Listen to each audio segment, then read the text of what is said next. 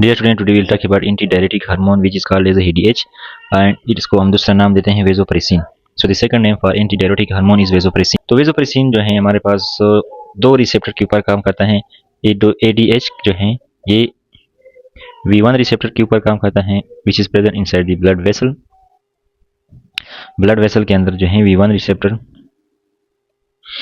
मौजूद होता है एंड इसकी वजह से वेसोकंस्ट्रिक्शन हो जाती है। इसी वजह से हम ADH को वेसोप्रेसिन भी बोलते हैं। ये ADH जो है हमारे पास किडनी के जो नेफ्रॉन है वहाँ पे V2 के रिसेप्टर के ऊपर काम करता है और ये कहते हैं किडनी के अंदर इनसाइड द किडनी या नेफ्रॉन, और इसमें ये क्या करता है, इंक्रीज करता है वाटर की एब्जॉर्प्शन को। तो पानी क्या होता है, जाता है यूरिन से ब्लड वेसल के अंदर और इस वजह से फिर क्या होता है कि जो यूरिन ओस्मोलिटी होती है,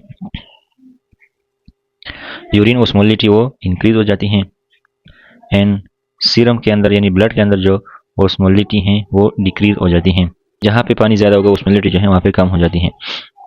इसमें कुछ प्रॉब्लम्स भी होते हैं जिसको हम यहाँ पे डिस्कस कर लेंगे। तो सोर्स क्या है इसका, सोर्स यानी कहाँ से प्रोड्यूस होता है, हाइपोथैलेमस से प्रोड्यूस होता है, सुप्राहाप्टिक एंड पैरावेंट्रिकुलर न्यूक्लियस होते हैं, फिर हादा नीच stored and which secreted by the posterior pituitary. तो असल में इसकी प्रोडक्शन हाइपोथैलेमस में होती है, लेकिन ये इंटीरियर पोस्टीरियर पिट्यूटरी में स्टोर होता है और फिर ज़रूरत के मुताबिक रिलीज होता है। इसके फंक्शन जो है हमारे पास क्या है, ब्लड प्रेशर को रेगुलेट करना, जिस तरह हमने डिस्कस किया कि वहाँ पे V1 रिसेप्टर के ऊपर काम करता है और इस तरह V2 रिसेप्टर के ऊपर जब ये एक्शन करता है तो वहाँ पे सीरम की ओस्मोलिटी को रेगुलेट करती है। लेकिन इसका मेन काम जो है, प्राइमरी फंक्शन, वो है सीरम ओस्मोलिटी को रेगुलेट करना। Primary function is serum osmolality regulation. ADH decrease serum osmolality, increase urine osmolality, अभी मैंने बता दिया। और असल में यहाँ पे क्या होते हैं, चैनल्स होते हैं जिनको बोलते हैं एक्वापोरिन चैनल। इंजर्शन होते हैं in the principal cell of renal collecting duct, यानी जो नेफ्रॉन होता है, इसमें को हम किडनी में भी डिस्कस करेंगे नर्वस सिस्टम में। वहाँ पे रेनल कलेक्टिंग डक्ट होते हैं और इसके अंदर जो प्रिंसिपल सेल होते हैं वहाँ पे एक्वापोरिन चैनल्स होते हैं, वहाँ उसके जरिए से वाटर एब्जॉर्प्शन इंक्रीज करता है। रेगुलेशन इसकी किस तरह होती है, प्लाज्मा ओस्मोलिटी प्राइमरी, यानी जब प्लाज्मा के अंदर ओस्मोलिटी में चेंजेस आते हैं तो उस हिसाब से ADH जो है प्रोड्यूस होता है या कम होता है।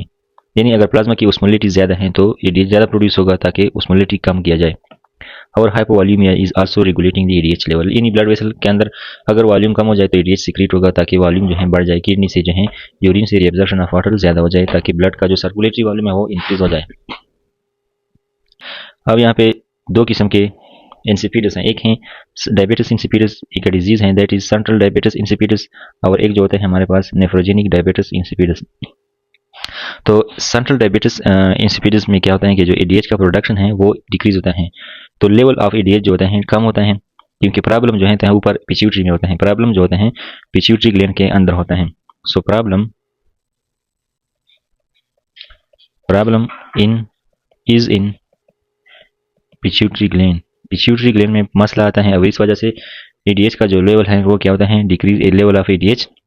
फिर क्या होता है, नॉर्मल और increase in nephrogenic diabetes insipidus. लेकिन जो नेफ्रोजेनिक डायबिटिस इंसिपिडस है उसमें क्या होता है कि जो ADH है वो या नॉर्मल होते हैं या नॉर्मल से ज़्यादा होते हैं, लेकिन उसका काम जो होता है वो क्या होता है, नहीं होता, वो काम सही तरीके से नहीं कर सकता, वाटर की जो रिएब्जॉर्प्शन है वो नहीं कर सकता, लेकिन उसका जो लेवल है वो नॉर्मल या हाई होता है।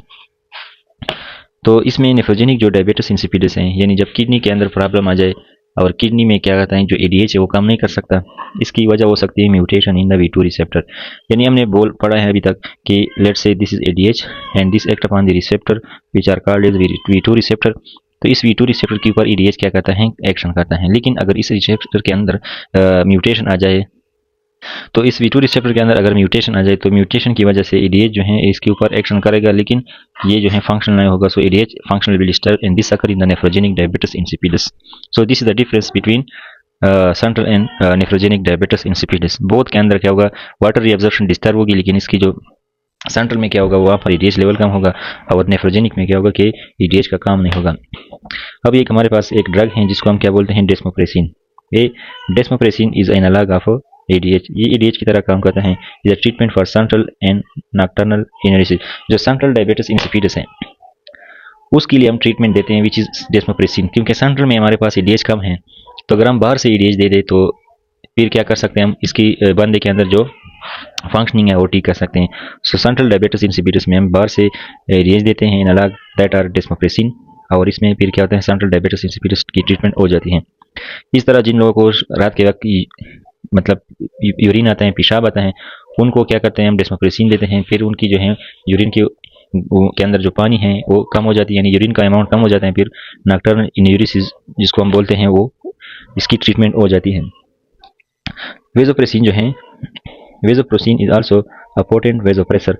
तो सबसे पहले हमने तो रिएब्जॉर्प्शन की बात की, लेकिन इसके साथ साथ एक वेजोप्रेसर भी है that can be use to increase organ perfusion in septic shock.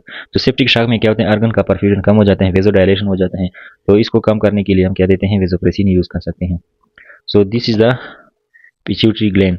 I hope you will have understand this topic.